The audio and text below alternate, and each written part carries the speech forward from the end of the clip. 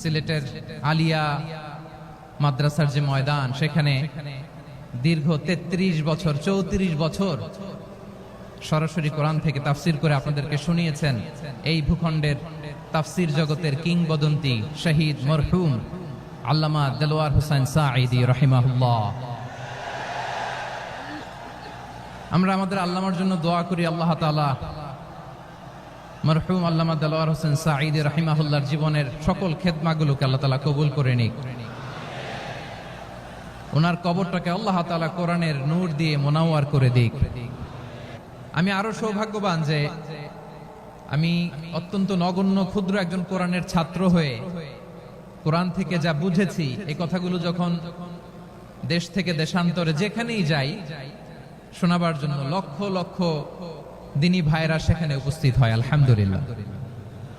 এবং যারা আসতে পারেন না, এরকম কোটি কোটি বনি আদম পরবর্তীতে সোশ্যাল মিডিয়ার কল্যাণে তারা কথাগুলো শোনেন, আলহামদুলিল্লাহ।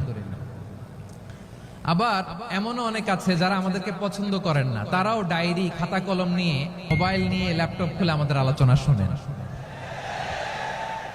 আমি তাদেরকেও ভালোবাসি, কারণ আমার স্লোগান হচ্ছে হেরে যাবে ওদের হিংসা, ষড়যন্ত্র, জিতে যাবে আমাদের ভালোবাসা। যারা আমাদের বিরোধিতা করে, আমাদের ব্যাপারে ঘৃণা ছড়ায়, তাদের জন্য আমাদের বুক ভরা দরদ আর ভালোবাসা আছে না নাই? কারণ ভালোবাসা দিয়ে যা জয় করা যায়, কঠোরতা দিয়ে তা পারা যায় না। তো যারা বিরোধিতার জন্য আমাদের আলোচনা শুনেন তাদেরকে ওয়েলকাম। যারা আমাদের আলোচনা আউট অফ কনটেক্সট নিয়ে এক জায়গার মাথা আর এক জায়গার লেজ জুড়ে দেন, তাদেরকে ওয়েলকাম।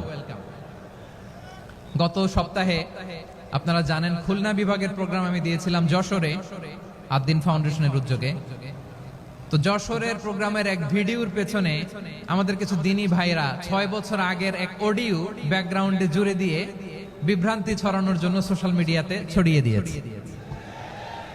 তো তাদের প্রতিও আমাদের কোনো রাগ নাই, ক্ষোভ নাই। তারা হয়তো দিনী তাকাদা থেকেই করেছে, কিন্তু তারা হয়তো বুঝতে পারে নাই এই যে রিসেন্ট আলোচনার ভিডিওর পেছনে 6 বছর আগের অডিও জুড়ে দেওয়া, এটাকে বাংলায় বলে প্রতারণা।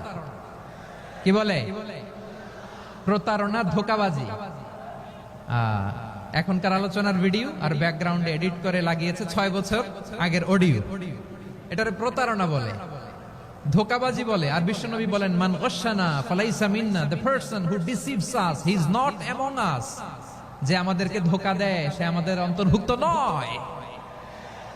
তো বিশ্বনবীর এই হাদিস তারা মনে রাখে না। তো এজন্য শুধু বিশ্বনবীর প্রতি